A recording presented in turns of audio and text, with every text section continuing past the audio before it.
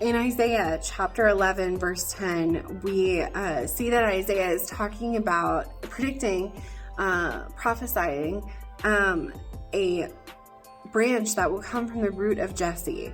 He's predicting the coming of Christ and who Christ will be, not just the Son of God, but also who he will be as a man, his characteristics, signs to watch for, to know that this is the real Son of God. And so one in particular, at verse 10 in chapter 11, it says, "In that day the root of Jesse will stand as a banner for the peoples. The nations will rally to him, and his resting place will be glorious."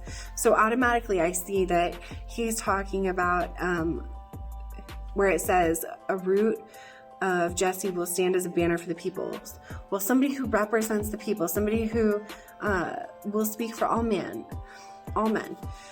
The nations will rally to him. Well, obviously we know that there were so many people that just rallied for him, so many people that just would want to support him and know him, and his resting place will be glorious.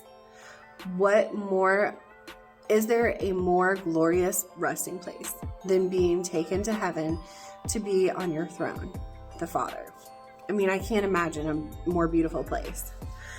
So then if we look at John, and we look at chapter 12, verses 18 through 21, it says, "Many people, because they had heard that he had performed this sign, went out to meet him. So the Pharisees said to one another, 'See, this is getting us nowhere. Look how the whole world has gone after him.' Now there were some Greeks among those who went up to worship at the festival. They came to Philip, who was there from Bethsaida in Galilee, with a request. 'Sir,' they said, 'we would like to see Jesus.'"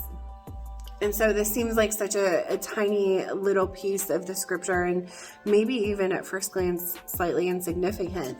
Nothing in the Bible ever is, obviously, but probably something you wouldn't normally pause at. But right there, it's showing us that Jesus is somebody who the people would rally for, somebody the people would want to know and hear teach. He was charismatic and amazing to watch speak, and people just loved him instantly. Obviously not everyone, because the Pharisees didn't, but right there they even say, "See, this is getting us nowhere. Look how the whole world has gone after him."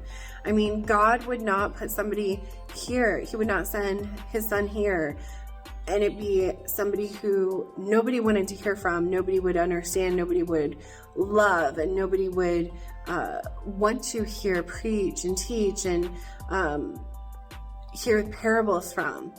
So God sends Jesus, who is amazing at storytelling, amazing at teaching, amazing at like miracles and helping people understand God. And so this is just like a tiny piece where we can see how people began to fall in love with him in a way that was just seeing the God part of him, not just the man part, but seeing the God part, and just the beauty of the way he spoke, the way he taught. And back in Isaiah, it talked about people rallying behind him, and so the Pharisees saying that, it's like they're basically saying it's going to be harder to take this guy down than we thought, because look at how the people rally behind him. Look at how they love him. Look at how they support him.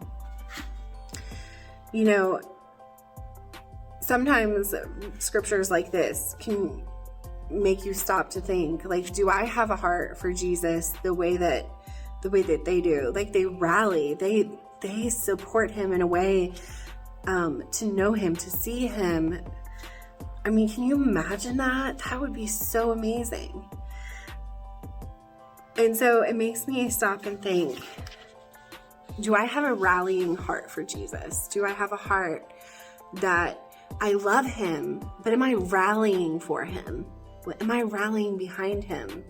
Am I letting him be a banner for myself? Like it says, a banner for all nations.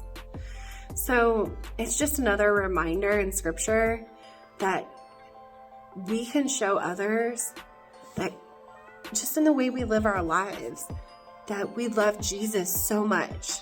We love him, and he is somebody we rally behind. We live our lives according to scripture and according to his teachings and all of that stuff. So I ask you this week, what can you do in your life to make it so that you can show the world that you are rallying behind him even more? See you next time.